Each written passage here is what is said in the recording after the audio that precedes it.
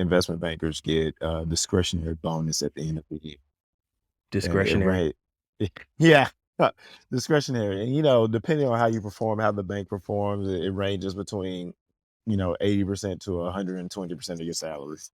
I thought you were gonna say like 10%, bro. You said 80 to 100%? Yeah, 80 to 120%. So some people get paid beyond their typical. So let's say if you're a entry level associate, right? You get your base pay at 175, and if you do well that year, you might get a $200,000 bonus or $175,000 bonus. I mean, dang, it's good. Like, I Exactly. wouldn't. It's a great career choice. That's why. Hey, bro, who you telling? Oh, I got excited about a 10% bonus. Like, when I got my first 5-figure check, I was like, "Yo, I'm There you doing go. something." Yeah. Yeah. Okay. Yeah. Just imagine that for the higher ups. I know, man. God dog.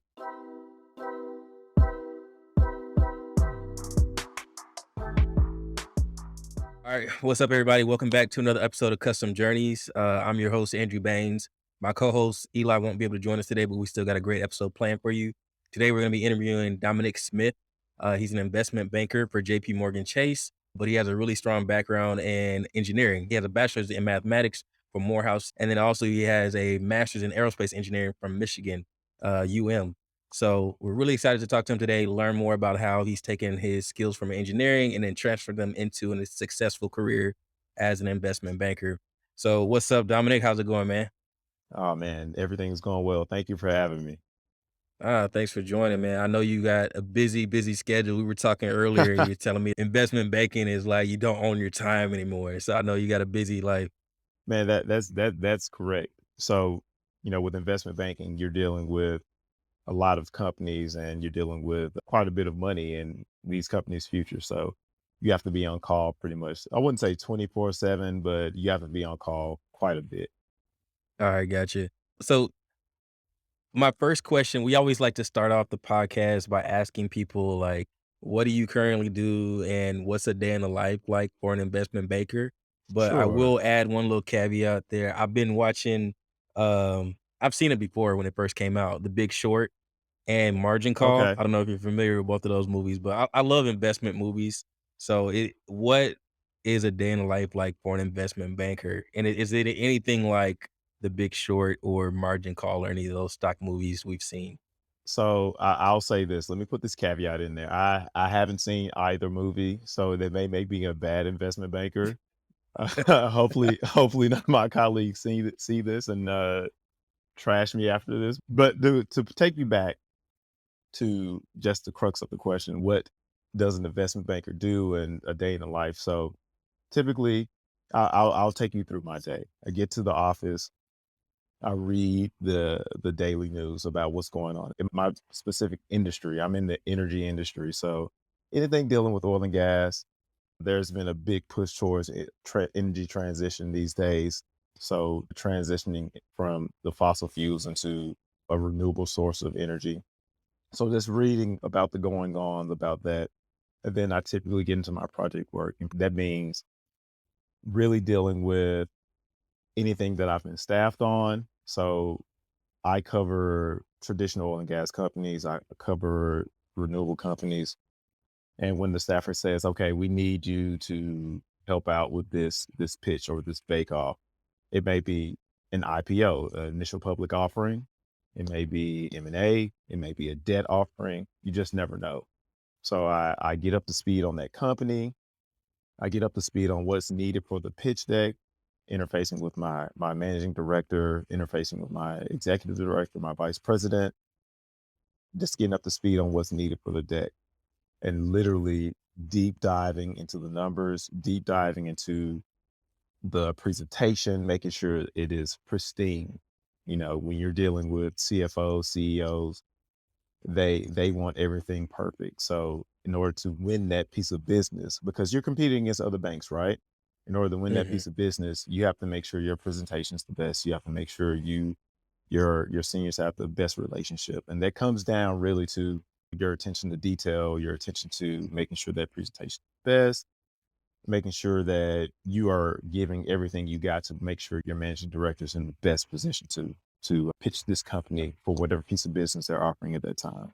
I'm really curious about investment banking. When the Right. pandemic hit, well, actually in college, I started investing in stock market, but when the Okay. pandemic hit, I started learning about options and Right. IPOs, mergers and acquisitions, all that stuff. Yes. So kind of Yes. give me an example. Like, let's say I have a startup, and since Okay. you say you do oil and gas or energy, let's say that I have like a electric car manufacturing company, like a startup, Okay. like, but I want to take it public. What's kind of like your role there? If I want to take my company public, how does that kind of play into what you do? First, we have to win your business, right? You're not just going to go with me because I'm Joe Schmo off of the street working at JP Morgan. You're going to want to see who's going to give you the best value, because in the IPOs, you're basically monetizing your position, right? You're issuing shares into the public market and receiving money back, right? And you want a bank that's going to position you the best for that. So I would have to pitch you to say that I'm the best person for this job. So that would be the first step. Second step, during the pitching process, I would basically assign you a value. Say, okay, you're an electric car company. You are similar to these other peers in the marketplace who are currently trading right now. So I see you. This is how your business model is. This is how we think you will be valued by the investors in the marketplace, right? We're pitching you. We give you a value, and you say, okay, Dominic, we like everything about your pitch, but how are you going to position us? And then what investors do you know? What investors do Hmm. you know to buy this stock from you, since you're going to be the one representing us in the marketplace? And I'm breaking it down into the simplistic terms. Yeah, yeah, yeah.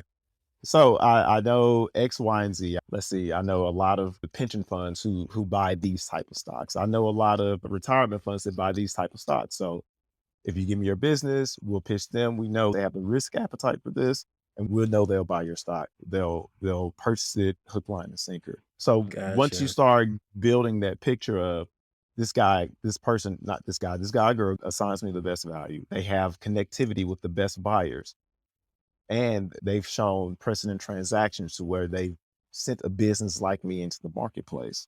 Hmm. I'm going to go with you to represent me for my IPO.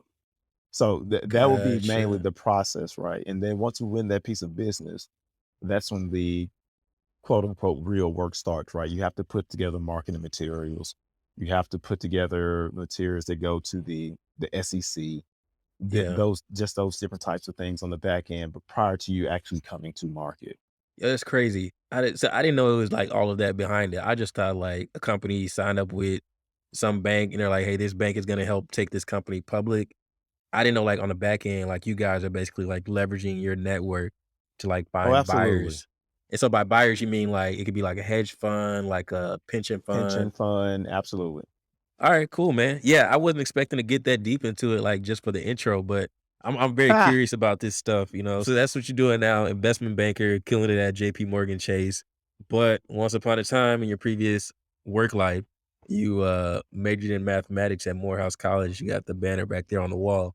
Tell me kind of Absolutely. about like what was that process? Like what made you decide to major in mathematics? And also what made you decide to go to Morehouse and HBCU? So I'll answer that in the two parts. First, what made me go to Morehouse? You'll be surprised. I was not specifically going to go to college, but I knew I was going to go to college, but hadn't applied, and deadlines had passed. And I knew one of my counselors, he actually graduated from Morehouse. And he was like, "Hey man, you're too smart not to go to college." So he actually helped me with my application, knew some people, and allowed me to apply. Lo and behold, I got a full scholarship from Morehouse. And Nice. so I was like, I guess I'm going. But the crux of mathematics, I've always been good in math. Like literally, I've always been really good with numbers. Is second nature, like breathing, and didn't really know any other career options. And I just kind of fell into math because I was saying, calculus is easy, Mm, differential equations was easy, and everything else associated with numbers is just pretty easy. I was like, well, I guess I'll do math. gotcha. um, and I kind of just stayed along that path because I was I had a scholarship specifically to go intern with NASA, which led me down the path of aerospace engineering. So I was say, hey, I did well in school, I did well in math, and everyone's saying like, hey, you really need to think about engineering as your next step. So I just followed the breadcrumbs in front of me and just went to engineering at the University of Michigan right after that. So I don't have I've always been driven by numbers. It was kind of floating along and trying to find my path and really just going with something that I've been good with type of story. I know you said college was kinda like an option, but you weren't really, like, set on it. Like, it was like, if you go, Right. you go, if you don't, you don't. What were you kind of thinking about doing, and what advice would you give for others who are trying to figure out what direction to go? I was huge sports guy. So I'm from Memphis, and I had my sights on being the next Penny Hardaway. Well, I wasn't that good. Okay. Had my sights being on the next Penny Hardaway, and I was nowhere near on anybody's rankings. Alright. That was my mindset. I was like full steam ahead on that and running track. At the end of the day, academics was the path for me.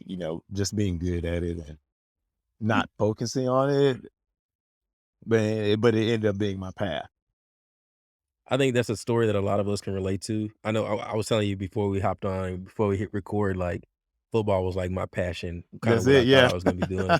But even though I'm only 5'6", but still, like, I think, that's a common story for a lot of us in the Black community, especially young boys that Right. were growing up. So that's completely understandable. Yeah. Didn't really have. Yeah, I didn't really have exposure to the different fields that I could go into. Just being good with numbers, right? So yeah, it wasn't Yeah. just a thought of, hey, you can be an engineer or you can be a doctor, or it just wasn't something that was discussed or something that was pushed and that I had exposure to. So you said that it was the work of a teacher that was kinda like, "Yo, you're too smart not to go to Yes. school." That's crazy, man. Yeah. Thinking about, like, how these interactions that we have with teachers and others can Yeah. really shape our future. Shout out to Mr. Lacey from Central High School. Yeah, Mr. Lacy. So you went to college. How was that experience at Morehouse, at a HBCU, and would you recommend it for others? Oh, absolutely. I'll say this. My answer is going to be extremely biased. This is about to be extremely biased, but for any young black man or woman coming up, and I just think the HBCU is the way to go. It really is a melting pot to see people from different walks of life. You see the smart kids, the nerdy kids, the athletic kids. You just see it, and a lot of people aren't exposed to the different facets of blackness. Really, growing up in America, but it is what it is. You just aren't exposed to those different facets of blackness. And at a HBCU, it's just it feels like home. It just feels That's like cool. home. And Morehouse, you know, I tell people all the time, if I didn't go to Morehouse, I wouldn't have made it through, you know, my professional career or just life in general, because Morehouse groomed me. Morehouse cultivated the talents that I had that may have gotten lost at a primarily a PWI. It may have just gotten lost in mix there. But Morehouse, you call it Mother Morehouse because, Morehouse nurtures you, it grooms you, and it pushes you to be the best that you can be. And then, Gotcha. go out into the world and conquer, right? When you're ready, they push you out into the world to conquer. Is Morehouse is that the school that, the billionaire Robert Smith gave the commencement speech at and decided, "Hey, Imma pay off, like, the Yeah, student it loan dropped debt," out that about 30 million. Yes. shit, I was like, "Yo, I wish I Yes. coulda been in that crowd." Yeah, exactly. Mm. Exactly. Alright, so, hey, after you graduated from Morehouse and then you went on to University of Michigan, did you work as an engineer in between there or after your master's degree? So I went directly to the University of Michigan. I ran track there as well during my master's degree and got a really good experience there. But I got my first job after University of Michigan, moved down to Houston, and started working as an engineer here. Okay. What kind of work did you do, and who'd you work for? So my first job out of school was with Honeywell International and in their oil and gas division. So really the job by title was controls engineer, controls and automation engineer, Okay. and really working with the oil and gas industry.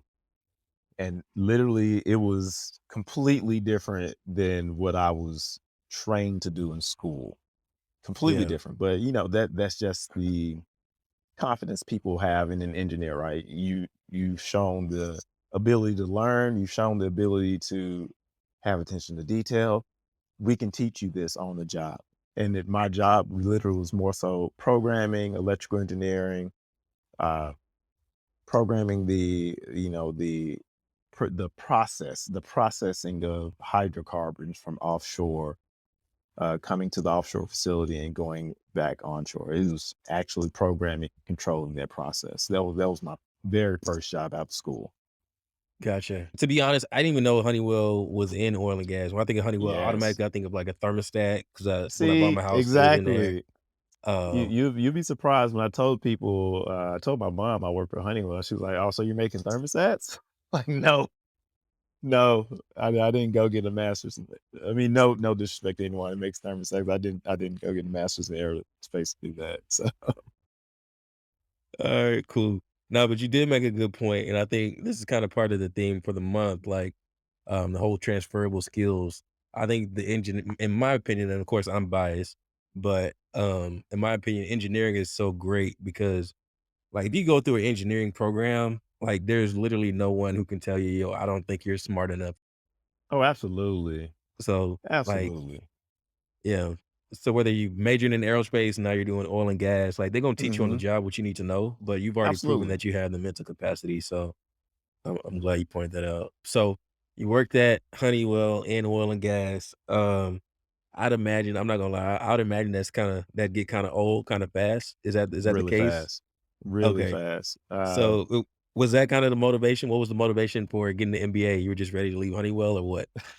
So I had a couple steps in between, one step in between Honeywell and the NBA. Honeywell was a great place to work. Honeywell trains like really great people, the really great leaders at Honeywell. But I did want more for my career.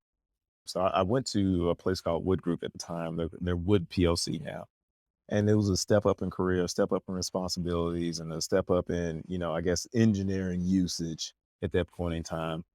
Because now I went from, just programming, so to speak, to actually designing subsea equipment and actually being leads on teams to go install subsea equipment. I'm not going to bore you with the technical details, but it really went from you program in addition to this now. So you're responsible for all the subsea controls equipment. And I saw that as a big step in my career. The journey to the NBA really came from, the same drive. You want to see more out of your career. And I think at this time my wife was actually going through her MBA, and she, you have to give all credit where it's due. She was the inspiration behind going into investment banking because that was something she was pushing to do with her MBA. As you can see, she went to Prairie View. We met at Michigan, and she went to Rice Okay. as well. Dope. Yeah, so it that was the inspiration behind me going to get my MBA and pushing into investment banking because the trajectory is a lot different for investment banker. Engineers have really good trajectories as well. As you said, engineers, you'll be surprised at where you see engineering people these days. They're leading companies. They are doctors, surgeons. You'll be surprised at where you see former engineers these days. Yeah, yeah, yeah. No, it's crazy. Like lawyers, I've seen lawyers. We had Lawyers, yeah. a chef. We had a chef on the show And last week. So I mean, that's it's crazy. amazing. It's like it don't matter where. Like it just sets you up. Like it's really if you go through that amount of hell to get an engineering degree, Yeah, like like that's the best way to describe it. That's the best way to describe it. Like, what does this exactly. mean? Yeah, it is worth it. It's worth it in the end. though. That's cool. So you decided to do the MBA at Rice. Walk me through the process of how you ended up landing at JP Morgan Chase after you received your MBA at Rice. So the JP Morgan is actually is my second job. So my first one was with Wells Fargo in their investment banking division. So to walk you through the process, so first, you get into school and quite literally the banks have info sessions, informational sessions. And each bank comes on the campus. If you're at a top tier school, each bank comes on the campus and presents their case why you should work for them. Right. Gotcha. So it's a really competitive process. So immediately after these info sessions, you send thank you notes and you follow up with the current bankers to say, hey, can we go to a coffee chat with you? Can I meet you one on one and have an informal discussion? It's really an interview. So they Yeah, call it informal, but it's really an interview. And during those interviews, they'll say you ask, "Hey, can I speak with someone else?" And your goal is to meet as many people in that bank as possible, so you can get a good feel for the bank and get the feel for their personalities, and see if your personality matches well with the culture at that bank. All right, and after that, you have happy hours. You're going through the airport test constantly, right? To see if I can sit in the airport with you overnight and not be annoyed with you. So you're going through that constantly, and then you have your first round interviews, followed by what's called a super day. A super day is where you go into the office.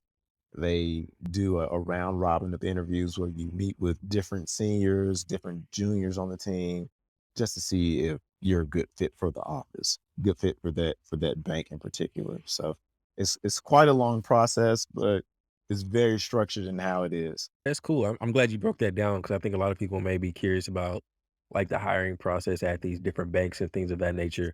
I'm gonna try not to get you in trouble, but when you say you worked at Wells Fargo, my mind instantly went to like the Nope. No. CEO. Okay. Well, Yeah, I two know. things. I know who you gonna. Actually, it I went to know you're two gonna things. say it. The same Wells Fargo that was setting up the bootleg bank accounts for people, Oh my right? goodness. That I have Wells no Fargo. clue what you're talking. I wasn't that wasn't my division. So I don't know what you're talking But about. but, the other thing that made me think about it was that I think it was 2020, I remember seeing a post on CNBC where the CEO was, like, trying to explain why the company hadn't met their diversity goals, Right. and he was like, "You know what? It's just not a large" I'm paraphrasing, "It's just not a large pool of black talent or diverse talent." He didn't say black explicitly, but it's just not a large pool of diverse talent to Right. recruit from. I thought that was, like, the laziest excuse you could give for why you're not meeting your metrics, but yeah. So, from my perspective, I do want to give him some grace, but not fully give fully give the grace because, when you from and this is me from looking on the inside out now, they the recruitment and the target schools aren't necessarily the schools that you would find the black talent at. So when you have gone to a Morehouse and when you have gone and seen the talent at Morehouse Spelman, Clark Atlanta, you've seen the talent at all these different HBCUs. And as a former HBCU student, you're like, hey, I can Yeah, show you where the talent is, but when you're looking from his perspective and you're saying this and you're only saying this, I can't find black talent at what's a recruiter school that we go to at probably, like, whatever target I was school that they're looking at, and you're saying like, no, the black talent's here. You need to look yeah. here. So No, I can that was my view on that. yeah, yeah, no, I can respect that, that makes complete that's exactly where my mind went is, like, to me, I said it was lazy because it's like, if you don't look in the right spots, you're not gonna find it, of course, so, it's like, where if you go to I don't know, if you go on, to HEB, which is a grocery store here in Houston, if you go to HEB looking for, like, a car for sale, that's you're obviously not gonna find it, so, That's it's a good just yeah. analogy, actually. That's a really Yes. good analogy how to put it. Yeah. But So I do think, and this is me being hopeful. I do think since that faux pas, we'll call it faux pas. Since that faux pas, hopefully he's learned. Like, okay, you know, th- let me get a group of people that's knowledgeable on the subject around me, so we can actually go to the places that we need to go to find the black talent. Yeah, yeah, yeah, yeah. No, I'm with you there. And I'm my wife is always talking about me because I play devil's advocate for everybody, like, "Why did they say this?" So I'm of the thinking that, hey, I'll give them some grace, and I don't think everybody does everything maliciously. Sometimes stuff is just out of Right. ignorance or not knowing, so but hopefully, everything's a learning experience at the end of the day, so, Everything's a uh, learning experience. Yeah, but we're not born perfect, and hopefully no one judges us by a perfect standard. exactly. Alright, cool. So you left Wells Fargo, landed at JP Morgan Chase. You've been there. We kinda went into great detail about what you do there, a day in the life at JP Morgan. So I think we got a good wrap on that. Um, Imma ask you one more question, and then we'll kinda switch into our professional development section. Okay. What what's kind of the end goal for you, Dominic? Like, you engineering background, well, mathematics, engineering, MBA, investment banking. What's kinda like, I guess, the 5-year, 10-year arc? What are you looking at as, like, the end game for you? If my employer is seeing this, being in JP Morgan. We can edit it out if we need to, bro. Yeah. I got good editing skills now, so you Uh, good. so you know what? Someone asked me that the other day, and to be honest, I don't know. I don't know what the end goal is. You know how you have a vision of yourself in 15, 20 years. I have that vision. I don't know where I'm going to be at that moment in time. I'm not taking the cop out. I'm really taking that day at a time, because you just never know where life takes you. I can tell you right now, in 10 years, I expect to be a CFO. But in 5 years, I may not feel them. So honestly, I want to continue trying to be the best that I can be at whatever position that I'm in. And hopefully I'm continuing to be challenged in that position, and mentally challenged and professionally stretched in that position. So it's a cop out answer. I know it is.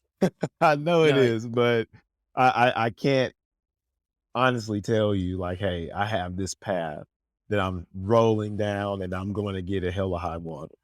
gotcha. No, man, I'm with you there, um I don't think everybody has a game plan for, like, 5, 10 years out. Some people do, some people don't, but I think even You're if you do right. have that plan, to be honest, it changes. So, I mean, if you would've asked me 2 years ago, "Hey, are you gonna be making videos on YouTube?" I would've been like, "Hell no," like, Hell I'm no. very Yeah. introverted. Ain't no way in hell I'm be on YouTube, what? So, it just depends, man. Things change, life changes, so that's kinda what happens.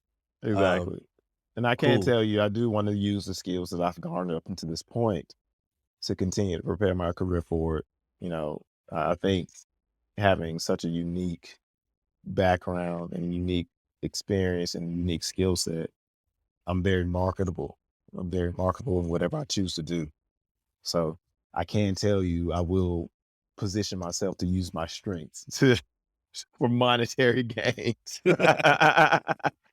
Cool. I ain't mad at that, bro. Yeah. Like, and really, man, it seem you could probably write your ticket anywhere. Like, from a Hopefully, technical standpoint, financial standpoint, it's like who gonna tell you that you can't do whatever? So that's dope. hopefully. Kudos to you, man. Cool, let's go ahead and get into like the professional development part now. We already kind of hit on this a little bit, but how do you think that your mathematics and engineering background has helped you be successful in your current role as an investment banker? And what skills do you say have transferred over from your engineering background to what you do currently?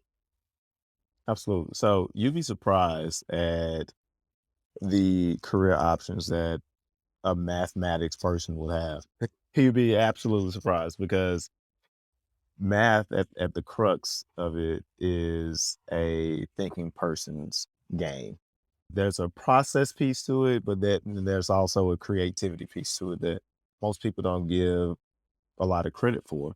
But a mathematician is very creative.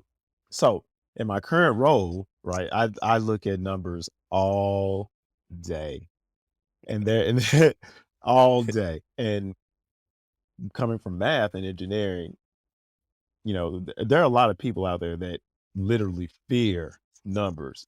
Literally Yeah. just are afraid of them. They have a bit of anxiety when it comes to it. As an engineer, you're like, okay.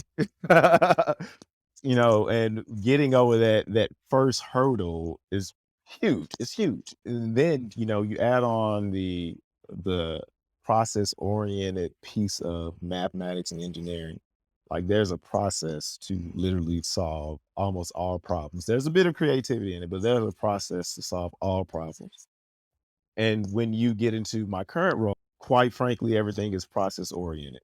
There's a Mhm. process for it. There's a what they call a precedent for it. And if you can follow that, 9 times out of 10, you'll be successful. So you're comfortable with numbers, you're process oriented. And then I think the last two things that people don't necessarily know about investment bankers, very creative. Some of the most creative people on the planet as far as coming up with financial instruments. Like they're very creative. And then, detail oriented, all of Yes, no. which all of which are things that engineers, mathematicians, that literally that's what you are trained to do. You may not know that this is a career choice for you, but you are trained to do everything that I'm trained to do.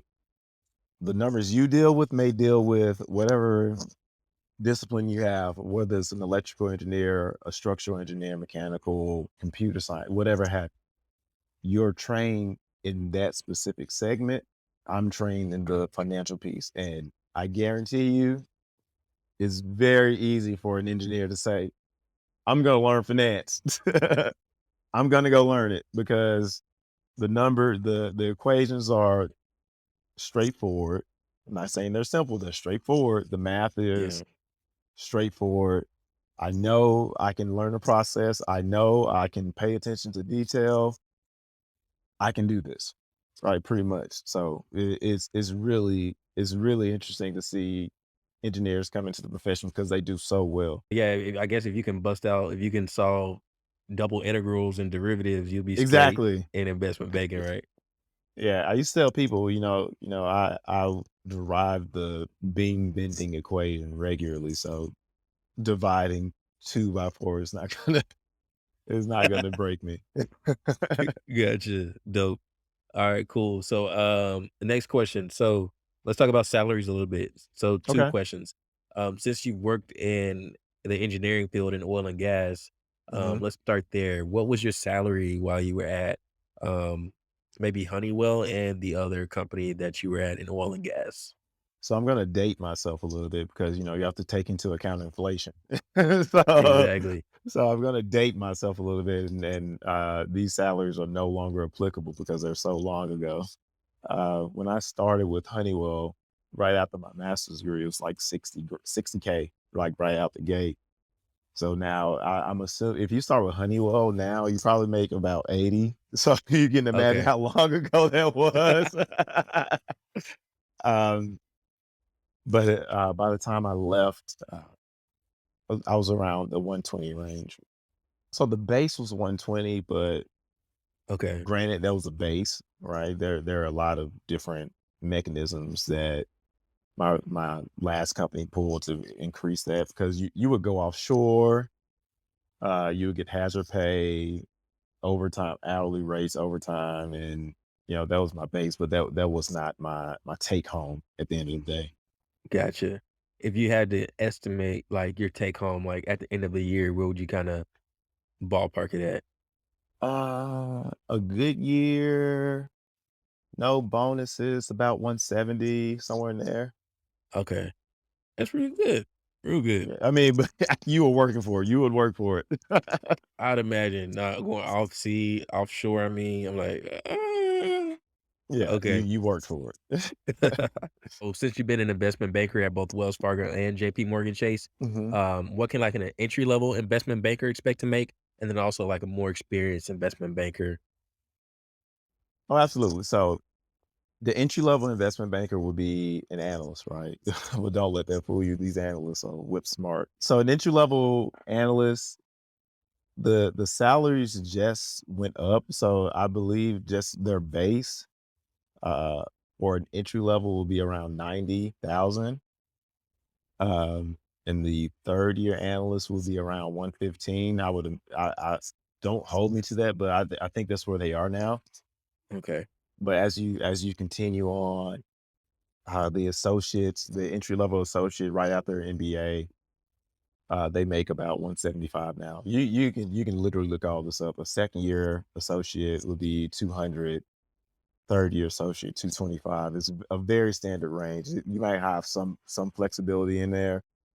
VP out the gate 250K, then move up to 275 and 300.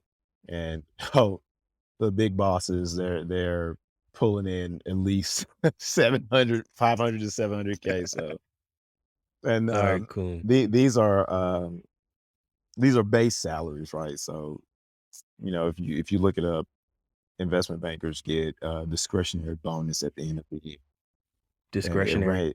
right, yeah, discretionary, and depending on how you perform, how the bank performs, it ranges between 80% to 120% of your salary. I thought you were gonna say like 10%, bro. You said 80 to 100%? Yeah, 80 to 120%. So some people get paid beyond their typical. So let's say if you're a entry level associate, right? You get your base pay at 175, and if you do well that year, you might get a $200,000 bonus or $175,000 bonus. Okay. That's a little shocking, but I mean, dang, it's good. Like I Exactly, wouldn't. it's a great career choice. That's why. Hey, bro, who you telling? Oh, I got excited about a 10% bonus. Like when I got my first 5-figure check, I was like, yo, I'm There you doing go. something. Yeah, yeah, Okay. yeah. Just imagine that for the higher ups. I know, man. God, dog. Okay. So what's kind of like the demand, like in terms of the workload that you have to get? So I'm assuming like higher salary, probably a little bit more demanding job. How would you kind of Right. say like work life balance is or time commitment, I guess, is that you have to make? So it's a big time commitment, but this is one of the careers where the more time you put in as far as your experience, the easier it gets. Right? You do have a pretty big workload, but as you get more experience in your job, you become a lot more efficient, and that efficiency drives you being able to get home earlier. And then as you rise up the ranks as well, you're less more you're not as much in the weeds. You're more strategic thoughts in Mm, in how you carry out your day to day, and so you're more so thinking, this is how I want to position us. This is how I think we should pitch. This is the avenue I think they should go down. And so you're not necessarily staying in the office that late. You can go home at 6, 7, 5, 6 or 7. The more gotcha. senior you get, and it doesn't really take that long. You sacrifice that little bit of time. It's just like, if you think about it, it's quite literally just a moment in time over your lifespan. You sacrifice that moment in time to get you to where you want to be. Okay, dope. No, I can respect that. When you talked about the day in the life of an investment banker and your role, and like a big part of it was convincing companies that, hey, you're going to do the best job in terms of not only evaluating their market cap or whatever their valuation should be, but then also exposing them to the right buyers. So I'd imagine networking is a big part of what you do. What kind of Absolutely. networking advice do you have for others who may be watching and trying to figure out, hey, either how do I figure out how to network in order to get a job, or how do I expand my network in terms of if I'm trying to sell something or close a deal? Absolutely. One, be authentic, be yourself. Right. In my position, really, you don't want to necessarily get something that, one, you're not ready for, or two, you don't want in the first place. And that goes with people as well. You don't want to necessarily be connected to people you're not ready to be connected to, or people you don't want to be connected to in the first place. So be yourself. And it's similar to building a deck. You build your brand in that scenario. So, one, tell me what you're going to tell me. Tell me, then tell me what you told me. All right. And it seems so simple, but if you apply that to your networking aspect, tell me what you're going to tell me. Right. So, hey, I'm Dominic Smith. I went to Morehouse, Michigan, Rice, studied this, can do this, and blah, blah, blah, blah. All right. So tell me what you're going to tell me. So tell me. Now you move on to the Yep. next stage of telling me. That means actually walking the walk, doing, following up on time, actually reaching out for the opportunity to talk with someone. So following up, reaching out to people to talk to them, and you're building a brand, right? You're telling people what you're going to do, you're actually doing it, and then following up on the back end, circling back, and then remaining connected at those moments in time and moving forward. So it's literally building your brand, making sure that you're presenting a consistent message on who you are, what you're able to do, and then actually following up. You'll be surprised at the kudos you get for following up with people and being consistent. Gotcha. Great advice, man. What are the benefits of getting an MBA and would you recommend it for others? I would say the benefit is similar to an engineering degree, right? So being an engineer, they teach you how to think. They teach you how to solve problems, and having an MBA is similar. It's similar to that, right? But it's just on a different field, right? You're thinking more, instead of solving engineering problems, you're thinking about solving problems for a company, or giving or formulating a strategy for a company, or learning corporate finance and things of that nature. So I would think that an MBA would be useful if you're going into those settings, right? But I have seen people get MBAs and just go back into the same job. What are you Uh, doing? yeah, like my advice, yes, an MBA is very useful if you're going to use it, right? If you don't plan on using it, if you're just going to get an MBA just to have the letters behind your name, no salary increase is going to come with it or anything, or like there's no point in you going to get it. I'm a person who thinks, you know, if you're going to use it, it's going to be useful, then yes, go do it. But if you're not going to use it, if it's going to sit on the shelf to say and collect dust, there's no point in doing it.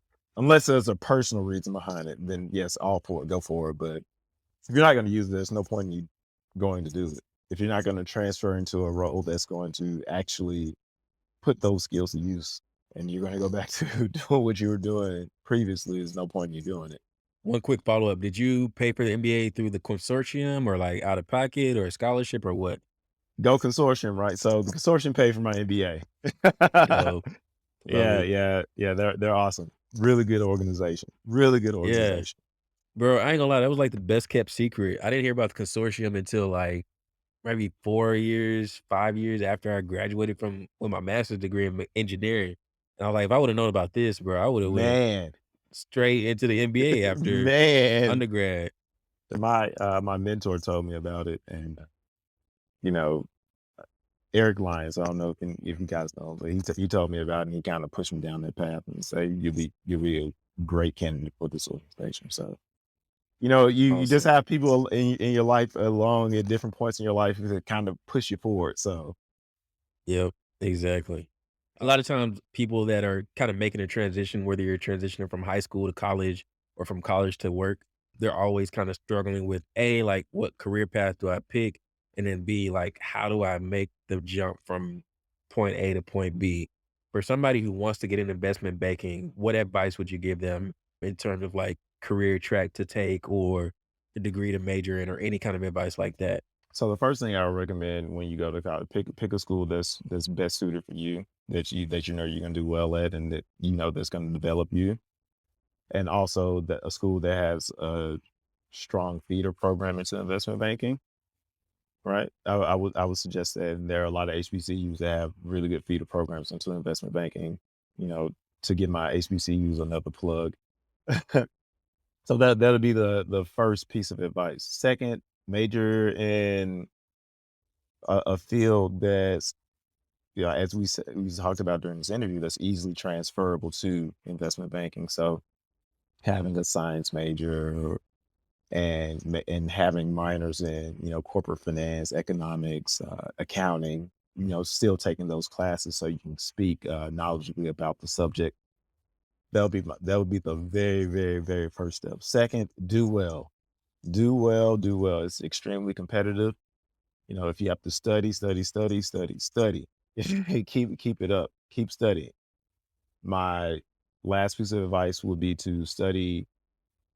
There's a book of questions called the Breaking into Wall Street. It's a 400 question guide. Just look that over and make that your new nightly reading routine. And if you have all those pieces into place, you should be able to start reaching out to investment bankers via your school's feeder program. They should have a structured program for you to go through in order to network with the investment bankers, get to the info sessions, and actually gain connectivity with the investment bankers. Gotcha. Dope, And man. Awesome. be normal. Be normal. All right, cool. So that's it for the professional development question. Okay. We have one last question that we always end the show with, and that question is really geared around how can we increase the diversity within STEM, science, technology, engineering, and math. And that's really kind of the whole reason behind this podcast is to encourage more Black and Latino men and women to pursue STEM careers. So, in your mind, if you could make one change in the world, doesn't matter what it is, what would you change in this world in order to get more Black young men to pursue STEM careers? I would say first I thought you were gonna ask me what was the last song you played. I'm glad it was this is the question. Um, so I'm a big proponent about, educating because, I was in the spot where you can be talented enough and driven enough, you just don't know what you don't know. And I would be a huge proponent of at least introducing all these various subjects to to Black, brown young men and women while they're young, right? So if you know the options in front of you, you have an opportunity to choose those options. But if you don't know, you're kind of just presented with a set of choices that you see every day. So I would be a big proponent of at least presenting the options and then cultivating the people who want to go down that path young, because if you don't have that, it's really, really difficult to keep pushing forward despite not seeing what you're pushing forward towards. Man, it makes perfect sense. I mean, we talk about exposure leads to expansion. I stole that from Fred Taylor off the Pivot podcast, but I think you don't know what you can be if you don't see it. You don't know if you don't see it. So I think, Exactly. and you're the perfect example of that. You perfect student in high school, but you're just like, yo, if I go to college, I go to college. Go If to not, college, I don't. yeah. And it's like, I Yeah, think if you would have known about different career paths, you kind of would have known from the jump, like, yo, this is exactly. what I want to do. So I love Exactly. that. And I mean, and not to cut you off, but representation matters. It really does matter. So 100%. a little boy who saw Barack Obama become president, now that's a realistic option. In my profession, seeing uh, a Black man or a Black woman as a managing director leading their own charge, that matters to me because I see it as an attainable choice versus not seeing it and not believing that it's even possible. That's even possible for me. Gotcha. 100%, man. All right, cool. So that just about wraps it up. One last thing, I want to give you the opportunity to shout out anything you got going on or any kind of, I don't know, projects, programs, nonprofits, anything at all that you personally like, support, or want to just shout out. So I do have something bubbling. It's not at the stage where I can announce it yet, but hopefully I'll be announcing it in the next couple of months, and hopefully you have me back on so I can announce it. Hey man, 100%, bro. Look, I was trying to if anybody didn't notice, I know y'all noticed, but we're in a podcast studio now, so the goal was to get you in here, but it just didn't work out logistically. But I've been looking for an excuse to get you back in here. So Let's let me do it. know, hit me up whenever Let's do you're ready, let's and then we'll have you come let's on. do it. I stay ready, so I don't have to get ready, man. Hey, that's what's up, man. Talk your talk. All right, bro. I feel it.